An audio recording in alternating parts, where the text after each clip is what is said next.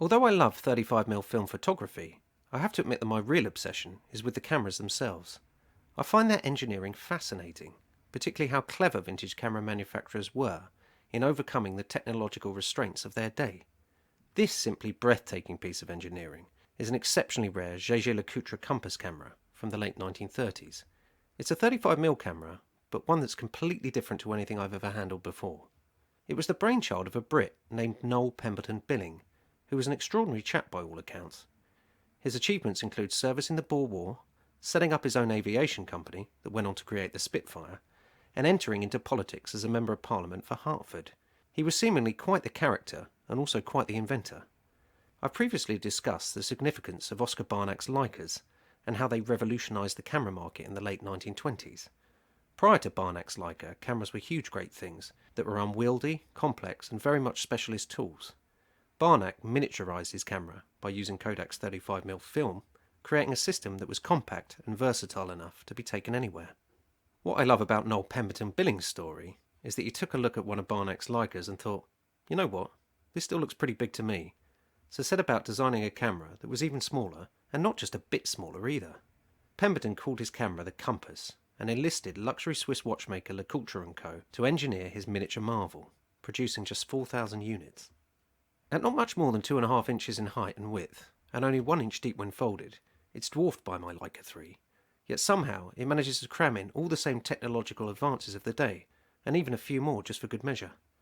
There's a fold-out 35mm f3.5 lens with 4 aperture settings, f3.5, f4.5, f6.3 and f16, a pull-out lens hood, a rangefinder, a fold-out ground glass focusing screen, 2 viewfinders, one facing forward and one on the side for sneaky right-angle shots, shutter speeds from 4.5 seconds up to 1/500th, 3 built-in filters, yellow, green and orange, a depth of field dial on the pop-out lens cap, a clever sliding graduated exposure meter, a spirit level, and a genius notch swivelling tripod mount to accurately space panoramic compositions. All of this crammed into a package no bigger than a fag packet, and as you'd expect from LeCoultre, engineered to the most impeccably high standards. I love how everything you need is included. Not just included, but explained too, although explained in German in mine as it's an export version. It's remarkable all of this can fit into something so small, but it starts to make more sense when you realise that the compass takes single 35mm plates rather than rolls of film. Essentially, it's a miniaturised plate camera. The web contains some very useful information on the man and the camera, including one very good YouTube video detailing how everything on the camera works. But apart from a couple of uninspiring photos on Jaeger's own website, which have some charm but look a little soft, there's very little out there in the way of images actually taken with the compass. I was scratching my head thinking how best to go about shooting with it.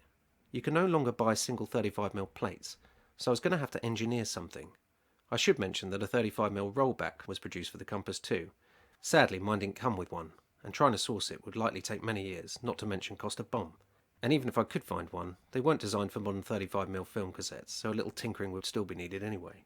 The original 35mm plates essentially look like projector slides. A 35mm frame sandwiched between layers of card with a sliding sleeve to protect the film from exposure when not inserted into the camera. Surely it couldn't be too difficult to come up with something similar. I like to develop my own film, so another consideration was going to be scanning the negatives. I'm lucky to have a Pakon F135 Plus, which is an excellent neg scanner, but as it's a roll scanner, cannot scan an individual frame. It's advertised as needing the strips to be a minimum of 4 frames in order to successfully navigate the film track, but after a little trial and error, I worked out it could actually be done with just 3 frames. So now, not only was I going to need to engineer a 35mm plate holder, but also one that could somehow accommodate 2 additional frames. After a little brainstorming, I came up with this folding card plate holder and a template that would allow me to cut and fold the correct amount of film and load it into the camera in my darkroom bag by touch alone. I made 4 strips like this and set about shooting. Operation of the compass goes something like this. You start with composing your scene through the viewfinder. You then measure for light by sliding the graduated light meter out until the highlights of the image are just about visible through the finder, making a note of the given compass exposure value number. With the aperture wide open at f3.5, you then dial that exposure value into the speed dial around the lens. It's the black number on the right hand side. Then, if you wish to close the aperture, simply rotate the aperture dial to the desired setting and a compensation number will be displayed in the aperture window. Add that number to the original exposure value on the speed dial. Similarly, if you wish to use one of the internal filters, simply turn the filter dial to the desired filter colour and then add the displayed compensation value to the speed dial. Very clever. You would then lock your speed, wind the shutter, focus and press the shutter release. The only problem you might spot with this is there's no way of changing your film speed. Luckily, as well as the black exposure value scale, there is a standard shutter speed scale displayed in red around the speed dial with your usual speeds of 1/500th, 1/250th, etc. So you can accurately expose at any ISO with an external meter. Looking at the readings, the native film plates must have been around 50 ISO by my reckoning. The first shot I took was of a local stately home, and I thought I'd try it at f5.6 with a yellow filter for a giggle. It's a pretty poor shot, to be honest. As with the photos on Jaeger's own website, it looks a little too soft at infinity for my liking. Onwards and upwards. The sun had gone down and I went back home and swapped out the exposed frame, deciding to shoot the last three in the living room with Emmy and Ali, this time at f3.5 and 1/30th of a second. These look a lot better. I have to say that tiny little anastigmatic lens is no dog after all. It's actually surprisingly sharp, even wide open at f3.5. There's some good contrast too, as well as that vintage charm you'd associate with a camera of this era. You'll also notice some pretty nasty scratches on the negs though. When engineering my cardboard plate holder, I thought I'd been smart figuring out how to get them through my scanner, but I completely forgot to think about how I'd load them into the developing tank. It turns out loading 4 strips of folded then unfolded film into a Patterson tank is no mean feat. It genuinely took me about 45 minutes and ended up scratching the negs pretty badly. Still, the main thing is my 4 images came out somewhat usable and showed that the lens, just like the rest of the compass, is really rather capable. It wasn't easy, but it was a lot of fun shooting the LeCoultre compass.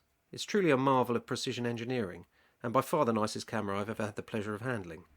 Dare I say it, considerably nicer than any Leica. It's a rarity, but one you should really hunt out if you love the 35mm film format like I do.